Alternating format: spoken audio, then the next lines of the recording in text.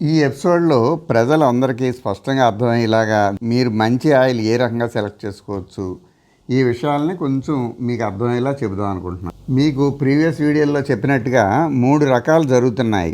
ఒకటి, దేవుడి గుళ్ళో కొట్టిన కొబ్బరికాయల్ని కొద్దిగా ఎండబెట్టి నూనె తీయటం అనేది మూడో విధానం.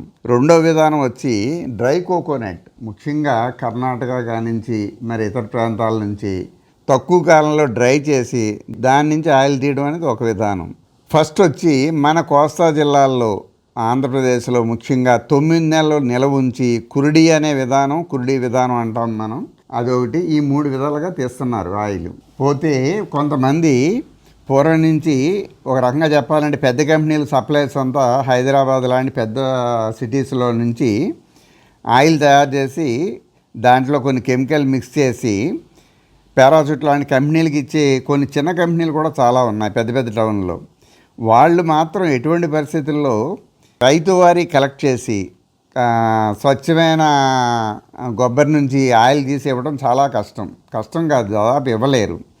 వాళ్ళు చేసేవన్నీ కూడా తప్పనిసరిగా గుడుల్లో కొట్టిన కొబ్బరికాయలు ప్రాసెస్ చేసి మొక్క కొనుక్కుని దాని నుంచి తీసిన ఆయిల్స్ మాత్రమే. అంటే మీరు తప్పనిసరిగా మీకు వచ్చి ఆయిల్ ఫ్యాక్టరీ ఎక్కడ ఉందో దాంట్లో స్పష్టంగా ఉంటుంది. కాబట్టి ఆ ఫ్యాక్టరీ దూర ప్రాంతాలకి, అంటే కొబ్బరి పంటకి రావడానికి దూర ప్రాంతంలో ఉన్నది ఏదైనా సరే అటువంటి ప్రోడక్ట్ని మీరు కొనవసరం లేదు.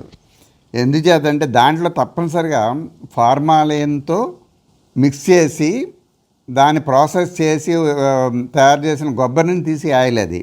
అంటే దాంట్లో తప్పనిసరిగా ఫార్మాలిన్ మిక్స్ అయి ఉంటుంది. అది ఎటువంటి పరిస్థితుల్లో ఎడిబుల్ ఆయిల్గా మాత్రం వాడకూడదు. అది చాలా ప్రాణాంతకం కూడా, చాలా జాగ్రత్తగా ఉండాలి దాంతో. ఇకపోతే ఆఖరి 2 విధానాల్లో తీసుకుంటే కర్ణాటక నుంచి డ్రై కోకోనట్ బాక్సుల్లో నుంచి బాల్స్ కింద తీసుకుని తయారు చేస్తున్నారు కొంతమంది. అది చెడ్డ మాత్రం కాదని ఖచ్చితంగా చెప్పొచ్చు. కారణం ఏంటంటే దాంట్లో తక్కువ టైంలో ఆర్టిఫిషియల్గా వాటర్ రిమూవ్ చేసి కాయ నుంచి ఆయిల్ తీస్తారు. కానీ దాంట్లో ఏ విధమైన ఫార్మాలిన్ కానీ ఇంకోటి కలిసే అవకాశం ఉండదు. దాన్ని చెడు మాత్రం కాదు. పోతే అందరికీ కురుడి ఆయిల్ దొరకడం అనేది అసాధ్యం. ఎందుకంటే దానికి ఉండే ప్రొడక్షన్ ఒకవేళ 1, 2, 3, 4 ఎంతమంది పెట్టినా కూడా దాన్ని ప్రాపర్గా సప్లై చేయడం సాధ్యం కాదు. అందుకని మనం తప్పనిసరిగా ఇతర విధానాలు కూడా కొంత రాజీ పడి వాడవలసి వస్తుంది. ఆ రకంగా సెకండ్ క్వాలిటీగా కర్ణాటక ఆయిల్స్, కర్ణాటక బాల్స్ నుంచి మనం కొని డ్రై కోకోనట్ అనేది కొంతవరకు పర్వాలేదు. కానీ ఖచ్చితంగా కురుడియే కావాలనుకున్న వాళ్ళు కురుడి వాడచ్చు. కర్ణాటక బాల్స్ డ్రై కోకోనట్ తీసి ఆయిల్ని అది వర్జిన్ ఆయిల్గా మనం పిలవచ్చు. ఈ వర్జిన్ ఆయిల్కి ఉన్న క్వాలిటీస్ ఏంటంటే కలర్ వైట్లో ఉంటుంది. కానీ దాన్నే కొంచెం ఎక్కువ ఎండబెట్టి రంగు తీసుకొచ్చి అమ్ముదామనే వాళ్ళు మాత్రం నమ్మొద్దు.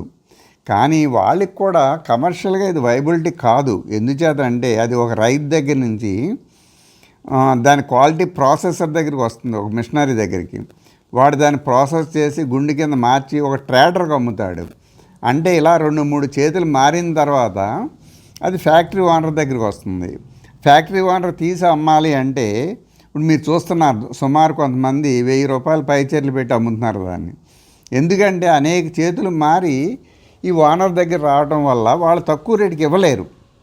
వేరే అదే మేము కురుడి ఆయిల్ కేవలం 700 రూపాయల లోపే, 600 చిల్లరకే మేము ఇస్తున్నాం. కొంతమందికి అయితే ఆన్లైన్లో 600 కూడా ఇస్తున్నాం. మేము ఎందుకు ఇవ్వగలుగుతున్నాం అంటే మేము రైతు దగ్గర నుంచి డైరెక్ట్గా కొని మేమే ప్రాసెస్ చేసుకుని మేమే ఆయిల్ తీసి మేము ఇస్తాం. మేము స్థానికంగా ఉంటాం, మాకు ట్రాన్స్పోర్ట్లు తక్కువ అవుతాయి, సొంతంగా కొంటాం, తక్కువ రేట్లో కొనుక్కుంటాం. ఈ రకమైన అడ్వాంటేజెస్ ఉంటాయి కాబట్టి మేము చేయగలం. అందుకని అది వాళ్ళకి అది ఎక్కువ రోజులు చేయగలిగే ఇది కాదు. సామాన్య ప్రజలు కొనలేరు. అది కూడా సెకండ్ క్వాలిటీ కింద వస్తుంది కానీ ఫస్ట్ క్వాలిటీ కింద చెప్పలేము దాన్ని మనం.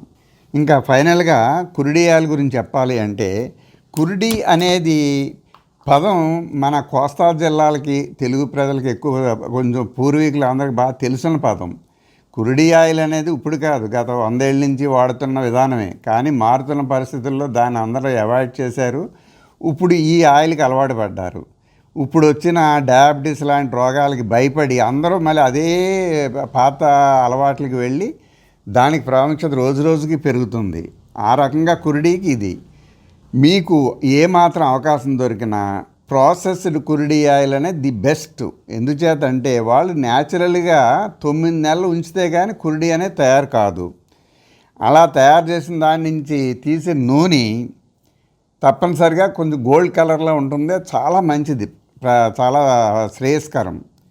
ఎందుకంటే మామూలు ఆయిల్లో అంటే డ్రై కోకోనట్లో తీసిన ఆయిల్లో వాటర్ నుండి మినరల్స్ మొక్కలోకి పెద్దగా రావు. ఎందుచేత అంటే ఆల్రెడీ అది ఫోర్స్డ్గా దాంట్లో వాటర్ రిమూవ్ చేస్తారు కాబట్టి.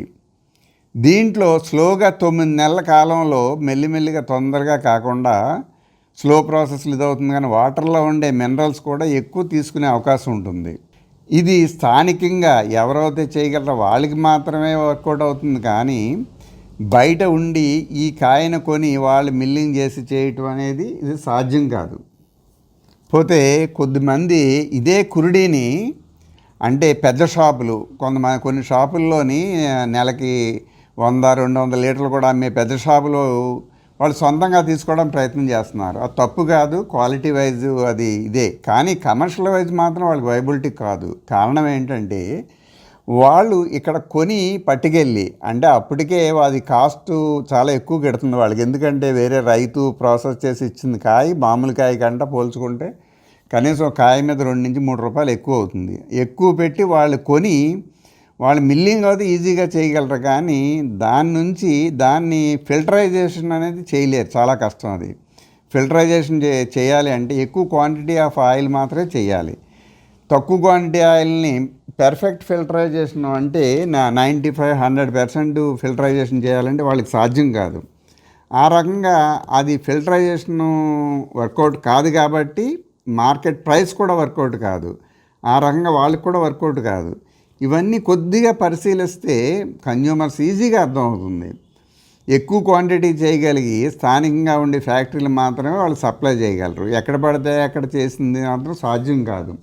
కొద్దిగా కామన్ సెన్స్తో పరిశీలించినా మనకి ఈజీగా అర్థమవుతుంది. కొంతమంది కొబ్బరి పాల నుంచి వేడి చేసి అందులో నుంచి నూనె తీసి ఆ నూనె సేల్ చేయటం, ఇది పురాతన విధానాల్లో ఒక విధానం కాదని అన్న, కానీ ఇది ఏమాత్రం శ్రేయస్కరం కాదని ఎక్కువ మంది డాక్టర్లు కానీ ఎవరైనా చెప్తున్నారు. అందరూ కూడా సైంటిఫిక్గా ఇది కరెక్ట్ కాదు. కారణం ఏంటంటే 35 డిగ్రీస్ సెంటిగ్రేడ్ దాటకుండా ఆయిల్ మాత్రం తయారు చేసి వాడాలనేది ఇప్పుడు ముఖ్య ఉద్దేశం. దాన్నే కోల్డ్ ప్రాసెస్ ఆయిల్ అని అంటున్నాం మనం.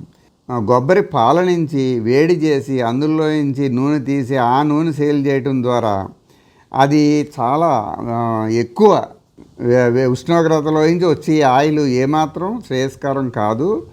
కాబట్టి దాని గురించి ఎవరు కూడా పట్టించుకోకపోవడం మంచిది అని నా ఉద్దేశం. Please subscribe the video and send it to your friends and relatives. Thank you.